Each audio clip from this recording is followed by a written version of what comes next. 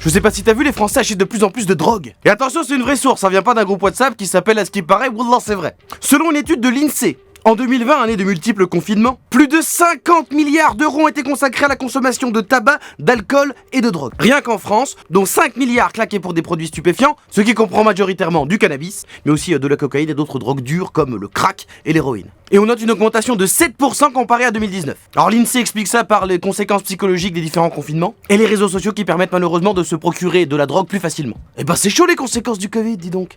On savait pour l'économie, mais maintenant c'est drogue, alcool, tabac. On dirait la France c'est enquête exclusive. Bernard Hervé, je vous l'avais dit. Sans oublier le retour de Manuel Valls. Alors d'accord, bonjour monsieur, mais quel rapport? Aucun, mais il m'énerve. Il arrête pas de parler alors qu'on l'aime pas. On l'aime pas ici, on l'aime pas en Espagne, et ben il a qu'à trouver un pays pour aller se faire détester qui vient nous emmerder celui-là. Merci de votre intervention.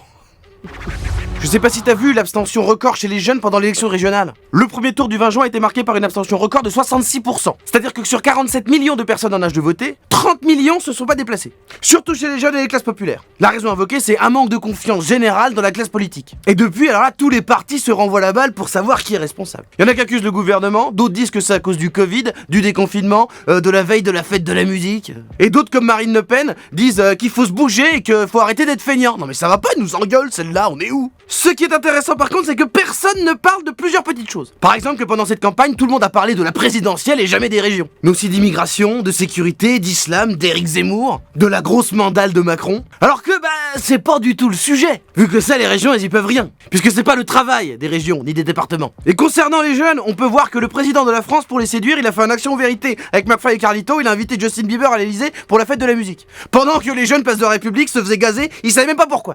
Et c'est fou parce qu'on se demande encore pourquoi les gens veulent pas aller voter. C'est marrant quand même.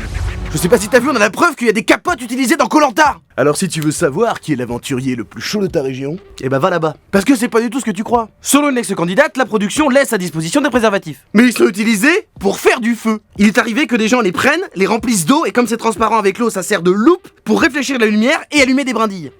Donc tu vois, rien à voir avec le hum-hum. Attention, parce qu'avec Bibi, moi je peux te dire que tous les soirs, avec des capotes, j'allume le feu, mais pas sur des brindilles.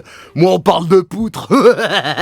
Oulala, mais toi je te connais, toi. Toi t'es le genre de mec qui dit enlève ta culotte, c'est moi qui pilote. Quand y a pelouse, y a match. Et puis t'as un tatouage Only God Can Judge Me. Ah bah je le sais parce que t'es un gros con, c'est ça. T'es un gros canard, une tête de nœud, un gros lourd. Dégage. Move Radio, Hip Hop Nation.